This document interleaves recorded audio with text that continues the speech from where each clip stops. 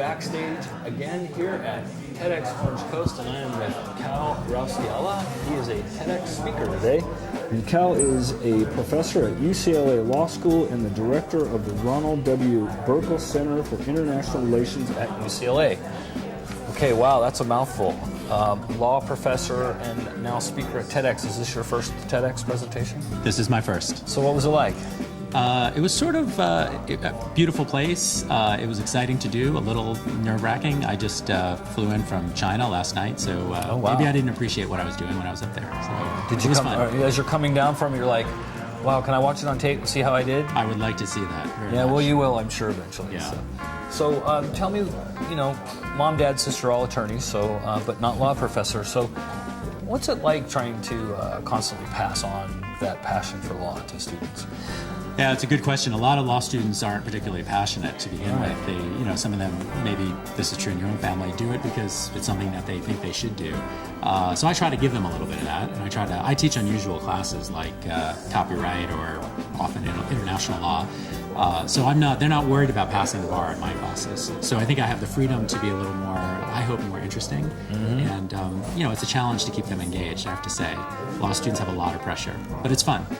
Well, UCLA is a top school. Are you finding that the quality of students in the last 20 years has gone up, gone down? I mean, where do you see that trend going?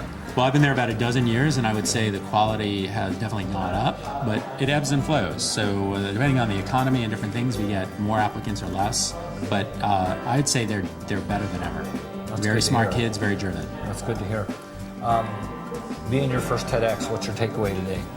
It's a pretty interesting event. I knew something about TED. I'd seen TED Talks. I knew that TEDx as a concept existed, but I'd never attended one.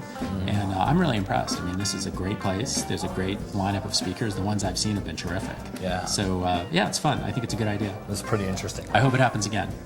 So, in your experience in law, you're a teacher. Did you practice? Did you actually practice? No, not really. I sort of have an unusual background. So no, I was originally a professor of political science. Oh, okay. So I have a background in that, and then I decided to go to law school, and so I've done some practicing and I do some consulting, but I've never had a regular law job. So I've been sort of lucky that way. Yeah, you've never had to. Right. Never had to get into the muck, I guess would be the term of it, right? Exactly. So what's your future look like? I mean, are you interested in teaching long term? Are you staying in UCLA? Do you have long term?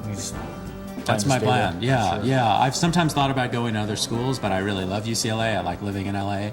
I enjoy what I'm doing. I like writing books, so I just gave this talk based on a book I just did. So tell me about that.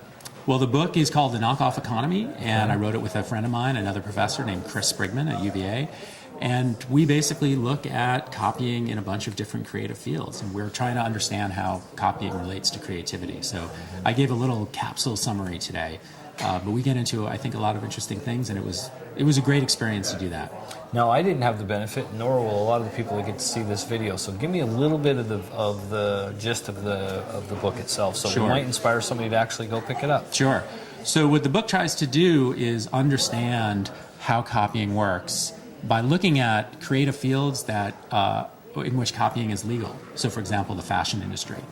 Jewelry. I was a master goldsmith, so give me an so you example understand. of one of those places where I'd go, what do you mean you can copy my design? So it's a perfect example. Yeah, so we look at a bunch of those areas, and what we find is that oftentimes creativity thrives even in the face of copying. Yep. And that cuts against the grain of our usual understanding about intellectual property and copyright. And so we think that's an important set. We think there are an important set of lessons about that, especially in a world in which copying is ever more common. Right. So we know that I just got back from China, copies are everywhere. Oh, yeah. So we're going to have a lot of copying. It is their economy. It is, right? in a lot of ways it is. Yeah. In fact, that might be the next book. Right. And given that, we have to understand how to live with copying. So we have some lessons for how you can live with copying. So that's sort of that's the gist.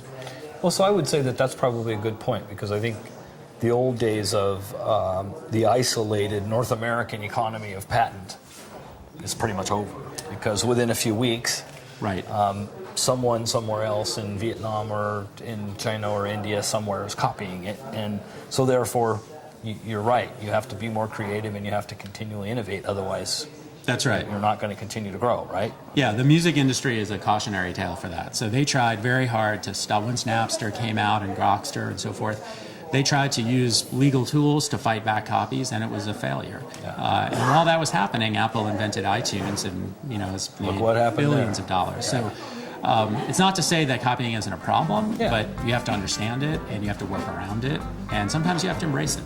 Interesting. Well, thank you so much for taking the time to talk with us, and congratulations on your first TEDx. I appreciate it.